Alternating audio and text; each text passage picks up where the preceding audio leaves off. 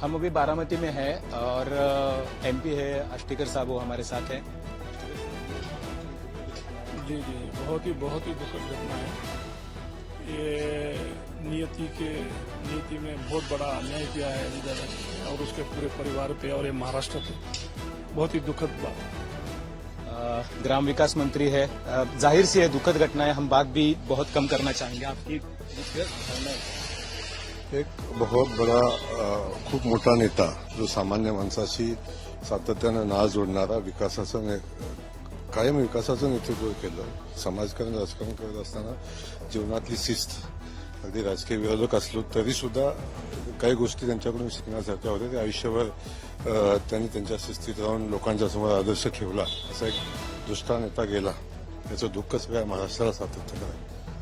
तो ये ग्राम विकास मंत्री थे जयकुमार गोरे जी, जो एक्चुअली ये जो सब लोग हैं वो बहुत आहत है और बात करने से भी बहुत परहेज कर रहे हैं। नरेश अरोड़ा है, मुझे लगता है कि अरोड़ा साहब ने सबसे नजदीक से काम किया है, बात करना भी मुश्किल है उनके लिए, लेकिन अरोड़ा साहब 2 सेकंड के लिए, आपने सबसे नजदीक से काम किया पिछले 3 सालों में, आप उनकी स्ट्रेटेजी से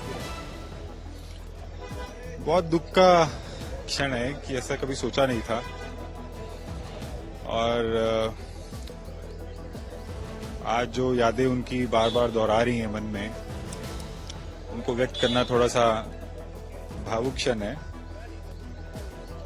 आदमी चला जाता है पर उसके पीछे उसकी यादें रह जाती हैं और आज जितना जनमानस यहाँ इकट्ठा हुआ है उससे पता चलता है कि दादा लोगों के दिलों में कैसे अपना घर बनाए हुए थे पिछले 35 साल से।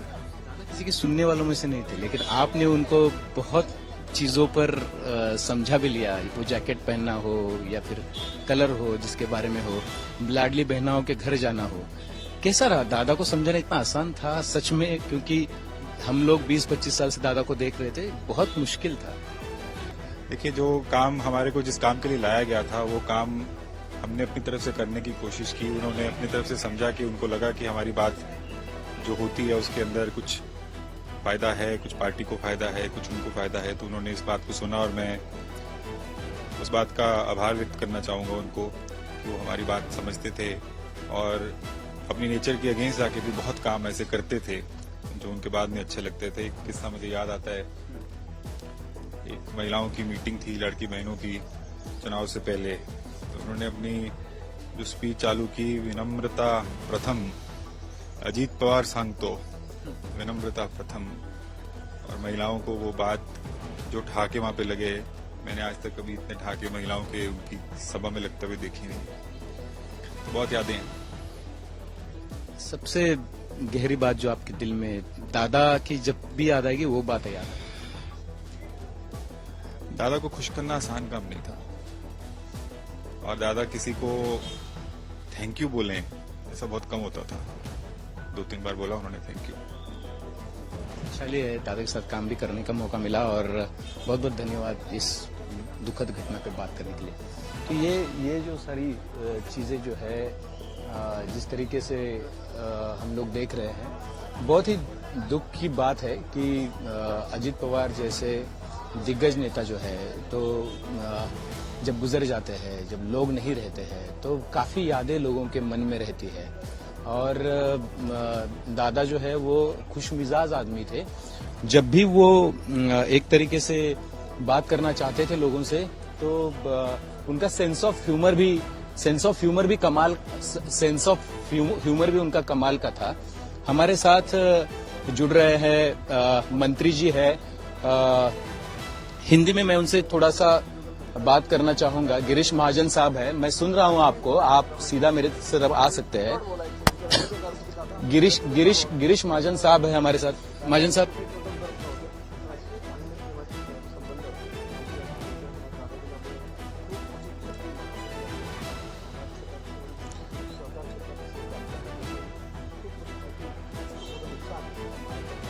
महाजन साहब है। महाजन साहब क्या कहेंगे कि अजीत दादा के साथ आपने बहुत करीब से काम किया, बहुत अच्छे संबंध भी। दादा और मैं, दादा के साथ मैं 35 साल से हम लोग विधानसभा में साथ में थे।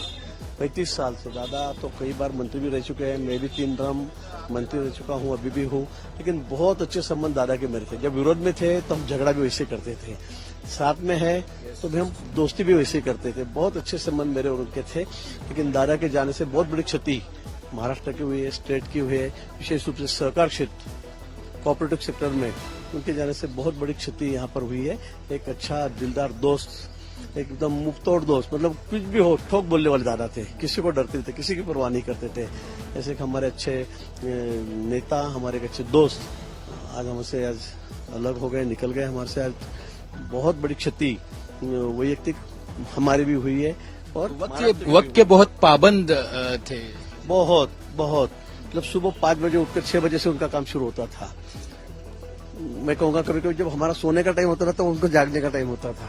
इतने वक्त, लेकिन वक्त के पाबंद, मिनट टू मिनट।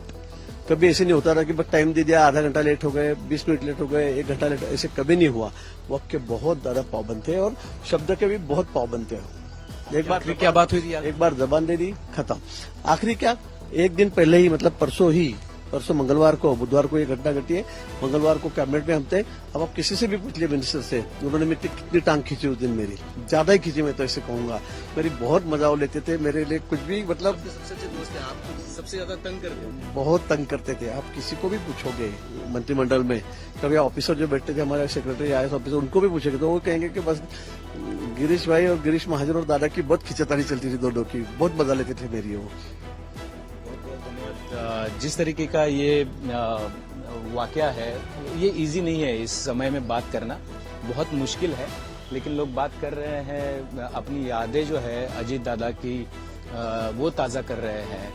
तो जिस तरीके का माहौल अभी तक बना हुआ है, मुझे लगता है कि लोगों के लिए बहुत मुश्किल है इसको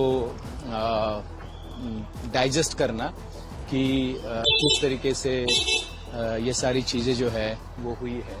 तो मुझे लगता है कि काफी यातना और काफी दुख जो है वो झेलना पड़ रहा है। और अभी हम लोग देख रहे हैं कि यहाँ से बहुत सारे वीआईपी जो है वो बाहर आ रहे हैं। बहुत सारे एमएलएज है, एमपीज है, नेता है, मंत्रीगण है, वो बाहर जा रहे हैं। बहुत सारे लोग जो है वो अजीत दादा के साथ काम करते थे, अजीत दादा से मिलते थे, और उनमें से कई मंत्रीगण, नेतागण जो है वो अभी यहाँ पर हमें देखने को मिल रहे हैं। जिस तरीके से हम लोग देख रहे हैं यहाँ पे कि इम्तियाज जलील दिख रहे हैं हमें यहाँ पे धैर्यशील मोहिते हैं जो एमपी है एनसीपी के।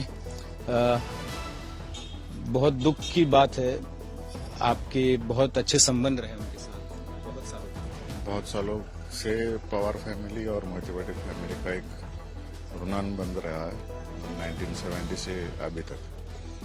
और बड़ी हानि महाराष्ट्र की हुई है, पार्टी की हुई है।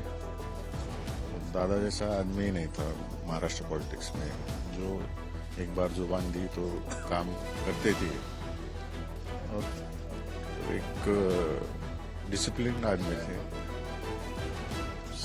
छोटे से छोटे कार्यकर्ता का काम दादा हमेशा करते रहते थे, सबको वक्त देते। ये जो लॉस हुआ है वो भर के नहीं आ सकता। आप साथ साथ आने वाले थे, बातें चल रही थी, और उसी के पहले दादा साथ छोड़कर चले गए। पिछले हफ्ते हम 1 घंटा बैठे थे जिला परिषद और पंचायत समिति इलेक्शन के बारे में, और कल मुझे बुलाया था, टाइम दिया था दोपहर का। शॉकिंग था हम लोगों को सबको, बहुत बड़ी हानि हुई पार्टी की। अभी साहब के मार्गदर्शन, ताई के मार्गदर्शन पे हम सब काम करेंगे। क्या सामने दिख रहा है आपको, क्योंकि 2 एनसीपी है, एक नेता था? सब एक हो जाएंगे, उतनी दुआ है महाराष्ट्र की, हो जाएगा। बहुत दुखी घटना है। इस समय में इस तरीके की बातें करना भी बहुत उचित नहीं होता है, लेकिन बहुत करीबी संबंध रहे मोहिते पाटिल फैमिली के साथ। विजय सिंह मोहिते पाटिल जो दादा उप मुख्यमंत्री रहे स्टेट के, वो भी आए थे।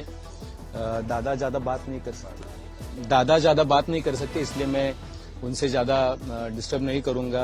तबीयत की वजह से वो ज्यादा बात नहीं कर सकते दादा। लेकिन आपके सामने दादा, अजीत दादा बड़े भी हुए और मंत्री भी बने, और आज साथ छोड़कर चले गए। ये है, दादा बोल रहे कि बहुत दुख होता है, क्योंकि ये जो खबरें हैं, ये जो पूरा वाकया है वो एक तरीके से दुख तकलीफ देने वाला वाकया है। ये इतना इजी भी नहीं है कि सारी चीज़ें जो है वो सीधे तरीके से हो जाए। तो हम लोग देख रहे हैं कि बहुत सारे लोग जो है, इम्तियाज जलील जो है वो MP भी है। इम्तियाज भाई, इस समय में कुछ पूछना बहुत गलत भी होता है, लेकिन इतनी जल्दी दादा साहब छोड़ गए। भाई कोई यकीन नहीं कर सकता है कि मतलब आज दादा नहीं है करके उसमें, मतलब एक ऐसा नेता जिसके बारे में है तो आप दूसरा नेता उनके करीब का वो जो क्वालिटीज दादा के अंदर थे, चाहे फिर वो एडमिनिस्ट्रेशन के ऊपर कंट्रोल हो, डिसीजन मेकिंग एबिलिटी हो, ये सब क्वालिटीज जो थे ना वो एक ऐसे शख्स के अंदर थे। एंड वर्कaholic जिसको बोलते हैं कि सुबह 6 बजे से उठ के रात में देर रात तक काम करने वाले, तो एक पैशन था उनका काम करने का, उनका पैशन होता है। लोग राजनीति में अलग अलग मकसद से आते हैं, दादा का बड़ा क्लियर विजन था। आपने दोनों तरफ से दादा को देते एज ए जर्नलिस्ट भी पूना के गाड़ी में थे। मैं कई साल जब मैं पूना में था तो मैं दादा को एज ए रिपोर्टर बोल के, और वो पालक मंत्री हुआ करते थे तो कई मरतबा है तो उनके साथ तकरीबन 12 साल हमने पूना में साथ में निकाले थे। और फिर 5 साल मुझे ये सौभाग्य हुआ था कि मैं विधानसभा में जाके तो दादा के साथ बैठा हूं, उनके काम करने की शैली, और सही मानों में जब वो भाषण देते थे, अगर आप नहीं भी जाना चाह रहे हैं तो उनका भाषण सुनने के लिए जाते थे, क्योंकि पूरा कॉन्क्रीट डेटा के साथ होता था। It's a big loss.